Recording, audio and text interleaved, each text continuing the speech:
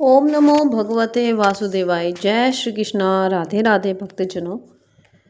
भीष्म पंचक व्रत की विधि और महिमा के बारे में हम जानेंगे इस वीडियो में और करेंगे कार्तिक पूर्णिमा की व्रत कथा।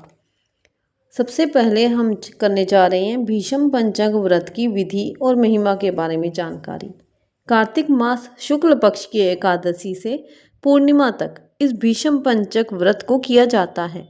इस विषय में पौराणिक कथा इस प्रकार है। महाभारत के युद्ध में वाणशैया पर सोए हुए महात्मा भीष्म ने जब राजधर्म, मोक्ष धर्म और दान धर्म का वर्णन किया तो उसे श्री कृष्ण सहित पांडवों ने भी सुना।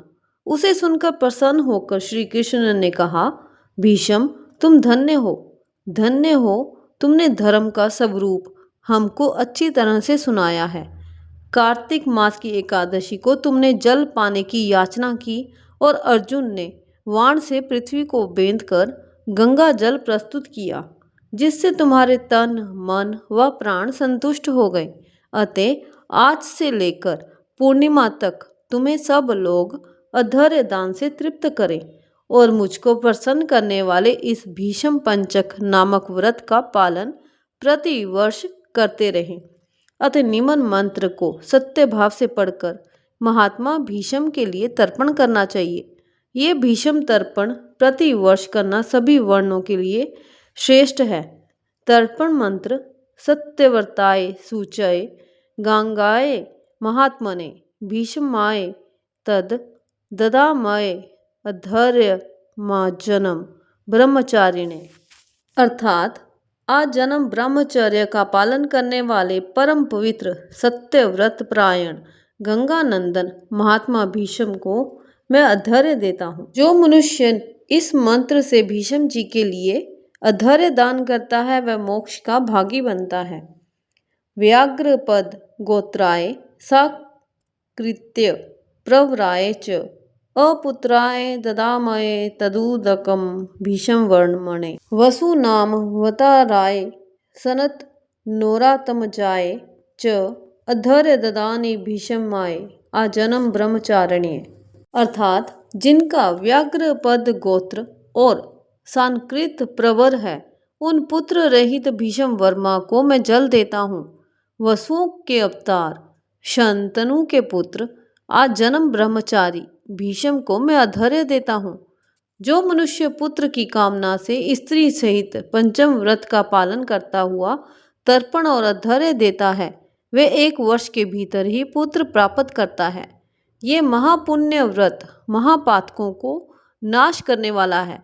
अतः प्रत्येक भारतीय को प्रयत्न पूर्वक इसका अनुष्ठान करना चाहिए। अधर्य देने के उपरांत पंचगव्य सुगंधित चंदन के जल, उत्तम गंध व कुमकुम के द्वारा भक्ति पूर्वक सर्व पापाहारी श्री हरि का पूजन करें।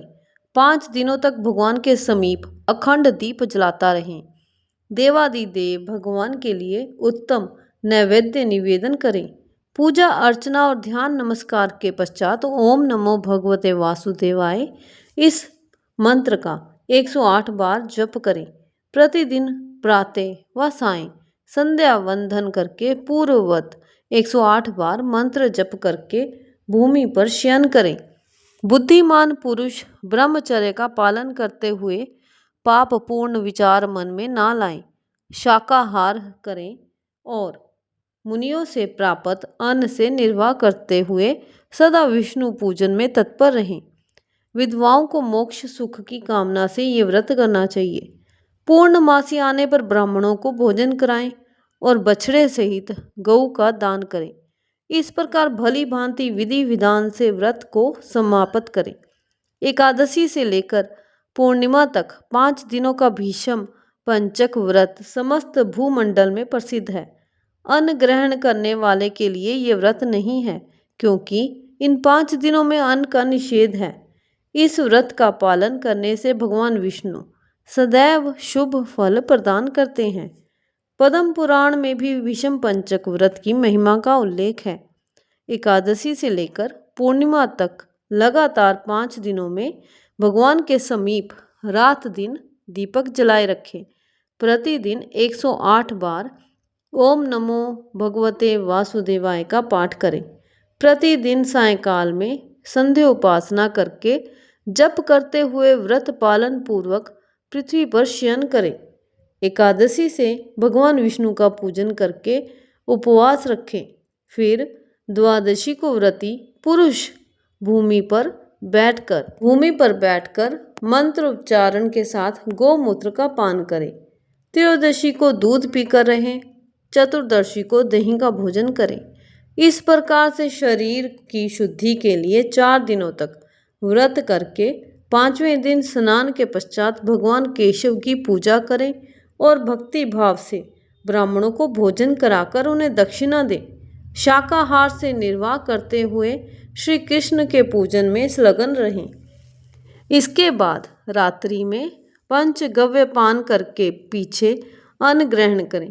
इस प्रकार भली भांति करने से मनुष्य शास्त्रोक्त फल का भागी होता है।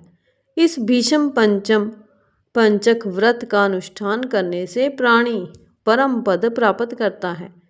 ये आरोग्य और पुत्र प्रदान करने वाला तथा महापातकों का नाश करने वाला व्रत पद्म पुराण में भी बताया गया है।